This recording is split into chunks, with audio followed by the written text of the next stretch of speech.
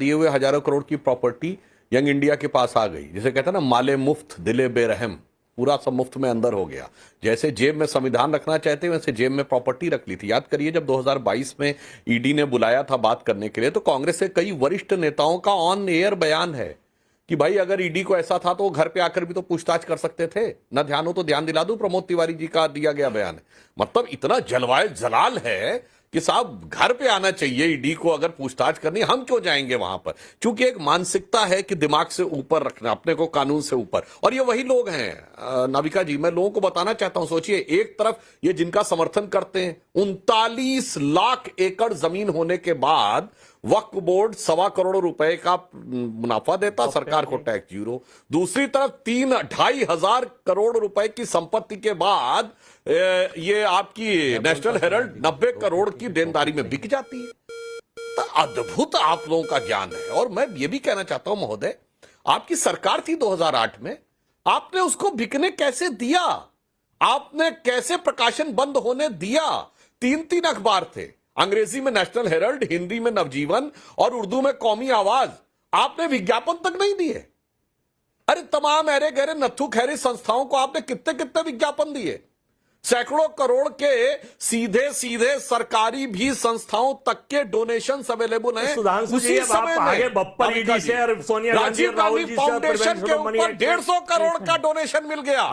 मगर उसी समय बिल्कुल सुनिएगा पूरी बात, अपने परम मित्र को आपने अब दे दी गई और कितनी अरबों खरबों रुपए की जमीन है उस पर चर्चा नहीं करेंगे। लैंड यूज चेंज कराकर बात सुनिए, काहे परेशान है। मैं तो ये कहना चाहता हूं कि अगर ये कहते हैं कि ये स्वतंत्रता संग्राम सेनानियों के लिए स्थापित था, बिल्डिंग के द्वारा बना था और पंडित जवाहरलाल नेहरू जी के द्वारा स्थापित था, काहे अरे वर्मा जी काहे फड़फड़ा रहे? दर्शकों को अपना निर्णय लेने दीजिए। समझ में आ गया,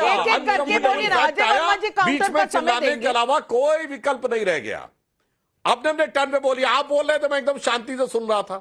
अब मैं पूछना चाहता हूं कांग्रेस पार्टी से, ये अखबार बंद हो गया जो आप कहते हैं कि नेहरू जी के द्वारा स्थापित था, स्वतंत्रता संग्राम सेनानियों द्वारा संचालित था, क्यों बंद हो गया? इसका मतलब कांग्रेस के कार्यकर्ता ही नहीं खरीद रहे थे अखबार को। मैं पूछना चाहता हूं भाई, बिल्कुल बंद नहीं। कांग्रेस के तो इतने करोड़ों कार्यकर्ता है, अगर 10% कार्यकर्ता भी उस अखबार को खरीद रहे होते तो बंद कैसे हो जाता मेरे भाई? इसका तो जवाब दे दो। नहीं तो कांग्रेस पार्टी ये कर सकती थी एक नाविका जी को उस अखबार की 1 लाख प्रतियां रोज खरीद के अपने जिला कार्यालयों तक मुफ्त बैठा दी होती, परंतु ये बिकता रहा। इसका मतलब साफ हो गया कि कांग्रेस कार्यकर्ताओं, जो ये कह रहे हैं कांग्रेस के नेता भावनात्मक लगाव था, इसका मतलब कार्यकर्ताओं का ही भावनात्मक लगाव नहीं था।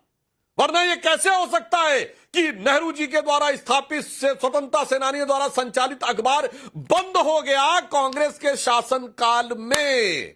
मेरे भाई इसका जवाब दे दीजिए कि कैसे बंद हो गया कांग्रेस के जवाब दीजिए अजय वर्मा जी, जवाब मतलब ये साफ हो गया कि आपके कार्यकर्ता खुद ही नहीं उसको खरीदना चाह रहे थे, अन्यथा 1 सेकंड में कार्यकर्ता लग जाते तो कभी नहीं बंद होता। अरे भाई, या फिर नियत ही नहीं थी, नियत थी कि बंद होने देना है ताकि फिर सारी संपत्ति खुद अंदर कर लेना है।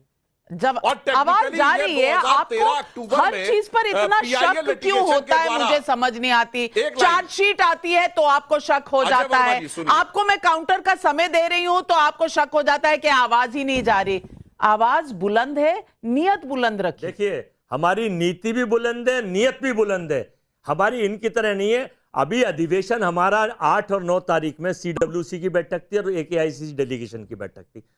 पूरे गुजरात के अहमदाबाद में हमारा अखबार बता है। मैं 2 कॉपी लेके आया हूं, एक नाविका जी आपको भेज दूंगा और एक सुधांशु जी आपके एड्रेस पर सांसद आवास पर आपको भेज दूंगा। आप देखना कि वो डिजिटल है या छपा है, बंद हुआ है या खुला है। पहला झूठ तो आपका ये एक्सपोज हुआ है, और दूसरा इसमें कुछ नहीं निकलेगा। ये आपका टोटल पॉलिटिकल विंडेडा है। जैसे हिटलर की SS फोर्स काम करती थी, ऐसे ही आपकी भी एक सुपरस्टार फोर्स है जो लगी हुई है विभिन्न रूपों में। अब वो यही चाहती है कि डर की राजनीति से कांग्रेस के कार्यकर्ता मैं क्या कहूं आपको अजय वर्मा जी, भारत की कोर्ट में मामला है, आपको हिटलर याद आ रहे हैं। मैं आपको दिखा देती हूं ना, हेराल्ड हाउस में हमने तो इन्वेस्टिगेशन कितने सालों से की है टाइम्स नाउ नव भारत पर।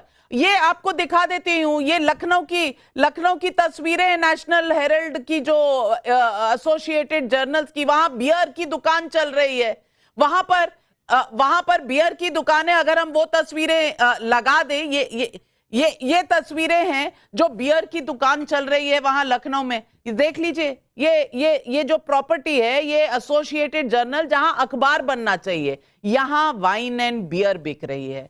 जाइए देख लीजिए, खरीदना हो तो खरीद भी लीजिए, यहां पर दिख रही है। अब मैं मुंबई की तस्वीरें दिखा देती हूं, और ये अगस्त 2022 की हमारी रिपोर्ट्स हैं, जब हमारे रिपोर्टर्स ने जाके वहां पर, ये मुंबई की है, यहां बड़ी बिल्डिंग खड़ी है, यहां पर कोई अखबार नहीं है। ये एसोसिएटेड जर्नल्स की बिल्डिंग दिख रही है ना आपको, बहादुर शाह जफर में, यहां सब रेंटेड आउट है, माल आ रहा है, रेंटल आ रहा है, इनकम टैक्स भी नहीं दिया जा रहा। लेकिन सवाल पूछो तो कहते हैं राजनीतिक बदला लिया जा रहा है हमसे। मैं पूछना चाहती हूं अमीक जमाई जी, इनकम टैक्स ने असेसमेंट की, एनफोर्समेंट डायरेक्टरेट फॉलो कर रहा है, और फिर हमारी रिपोर्टिंग टीम ये आज नहीं 3 साल पहले की रिपोर्ट दिखा रही है, जहां बड़े बड़ी कंपनियों के बोर्ड लगे हुए हैं, रेंट पे दिए हुए हैं सारे एरियाज, और पटना की तस्वीरें हैं जहां कोई और रह रहा है,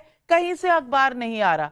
सवाल पूछो तो हाय तौबा मच जाती है। ये राजनीति नहीं है, ये देश का कानून है।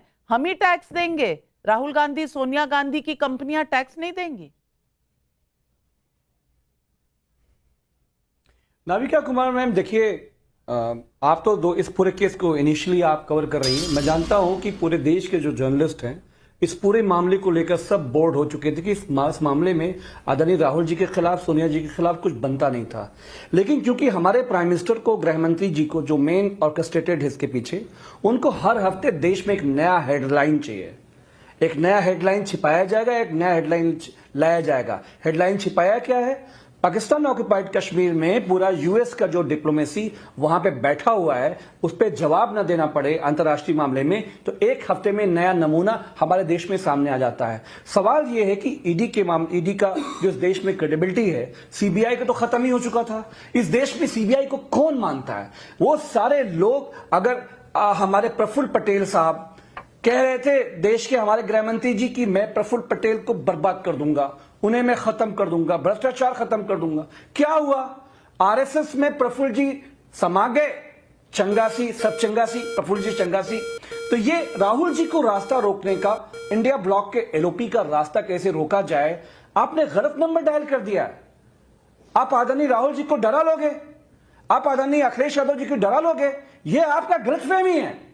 हर हफ्ते एक नया टाइम मैनेजमेंट, हेडलाइन मैनेजमेंट करके कैसे बदनाम किया जाए, इसके लीगल मामलों में कांग्रेस पे काम करेगी। लेकिन पूरे देश के लोगों की जो क्रेडिबिलिटी है, जिसमें ईडी का नाम है, आज सीबीआई की तरह से ईडी का जो पूरा इज्जत है वो कंप्रोमाइज हो चुका है। No one respect ED.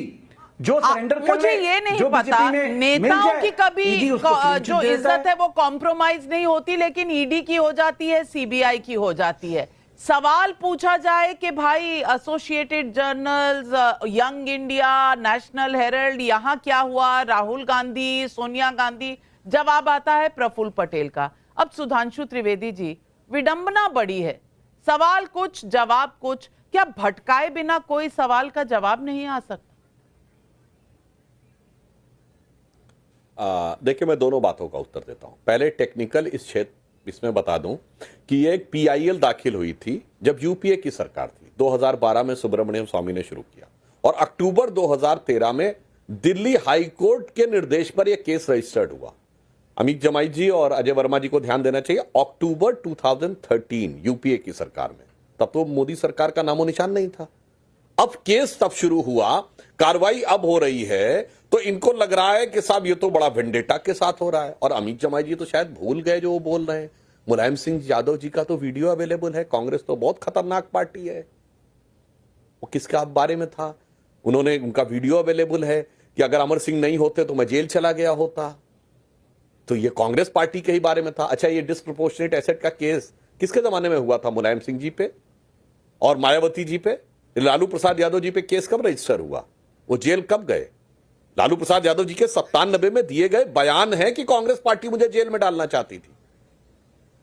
ऐसा नहीं है कि ये बातें हवा में। और मैं और फिर फैक्ट आपको बात बता दूं, जुलाई 2008 में न्यूक्लियर डील के मामले पे मुलायम सिंह जी ने जाके समर्थन किया, जब कम्युनिस्टों ने समर्थन विड्रॉ कर लिया। आपकी पार्टी के 38 सांसद थे उस समय। और उसके बाद पूरी बात सुन लीजिए महोदय, और अगले 3 महीने में डिस्प्रोपोर्शनेट एसेट के केस के ऊपर सीबीआई क्लोजर रिपोर्ट लगाने लगी। अब वो विषय छोड़िए, अब हम आ रहे हैं एजीएल वाले विषय के ऊपर। मेरे ख्याल से अजय वर्मा जी ने कितना ज्यादा पढ़ा है, मैं एक छोटी सी बात पूछता हूं अजय वर्मा जी, उस जमाने में नवजीवन अखबार निकलता था, हर्षवर्धन जी